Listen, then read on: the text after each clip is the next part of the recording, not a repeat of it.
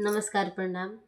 आज हमनी के बेटा विवाह गीत जोन आजकल गवाता तौन गावता नहीं जा।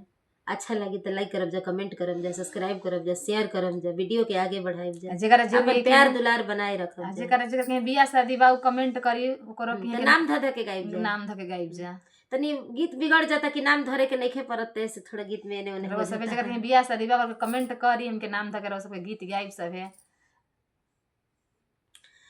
कहवा से दौला साजी चलेला रंग दुलहरी, कहवा से दौला साजी चलेला रंग दुलहरी, कहवा में कइले हाला होला भावरवा रंग दुलहरी, कहवा में गइले हाला होरा भावरवा रंग दुलहरी जी।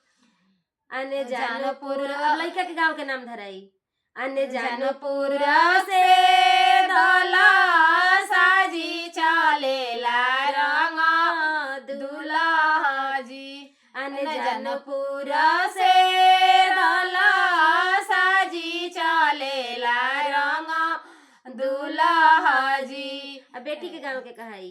अने जानपुर में गइले हाला होरा भावरवा रंग दुलहरी, अने जानपुर में गइले हाला होरा भावरवा रंग दुलहरी।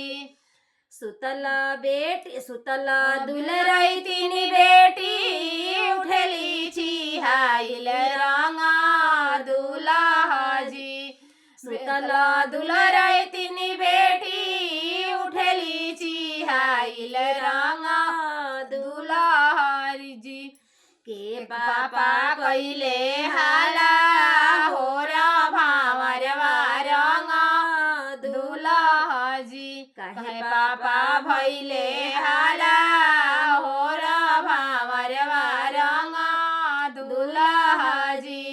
बोलिया तए बेटी बोलही ना जान रंग दुलहरी, बोलिया तए बेटी बोलही ना जान रंग दुलहरी। दुल्हा दुलरैता दुल्हा बियाहन जइले रंग दुलहरी, दुल्हा दुलरैता दुल्हा बियाहन अइले रंग दुलहरी। उहे बेटी कइले हाला होरा भावरवा रंग दुलहरी, उहे बेटी कइले हाला होरा भावरवा रंग दुलहरी।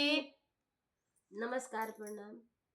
अगर अच्छा लगे तो लाइक करब जा, सब्सक्राइब करब जा, कमेंट करब जा, वीडियो के आगे बढ़ाई जा, शेयर जरूर करब जा।